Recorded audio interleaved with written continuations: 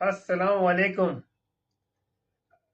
کام کی ایک بات، آج یہ سوچ کر بہت اچھا لگتا ہے کہ ہم ان خوش نصیبوں میں سے ہیں جنہیں ایک آنگن کا ماحول دیکھا اور خاندان کا صحیح روپ دیکھا، اپنے ماں باپ کی سرپرستی میں رشتوں کا احترام کرنا سیکھا۔ واٹس ایپ اور فیس بک سے آزاد زندگی تھی۔ چھٹی والے دن کسی رشتہ دار کو فون کر کے جانے کی کبھی ضرورت محسوس نہیں ہوئی۔ جس سے ملنے کا دل چاہا موٹر سائیکل نکالی اور جھٹ پہنچ گئے۔ جن کے یہاں جاتے تھے وہ بھی اتنی گرم جوشی سے استقبال کرتے تھے کہ دل خوش ہو جاتا تھا۔ سینہ چوڑا کر کے گھر کے اندر داخل ہوتے، گھر کا ہر وقت حشاش بشاش انداز میں ملتا۔ کھانے کا وقت ہوتا کھانا کھاتے، اور چائے کا وقت ہوتا تو چائے پیتے، بغیر کسی جھجک کے۔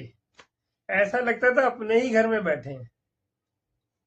گھر آ کر فخر سے سب کی خیریت بتاتے اور خوش ہو کے بولتے کہ ہم کھانا کھا کے آئے ہیں۔ واقعی ان خوش نصیبوں سے جنہوں نے سچی دوستی کے مزے لیے۔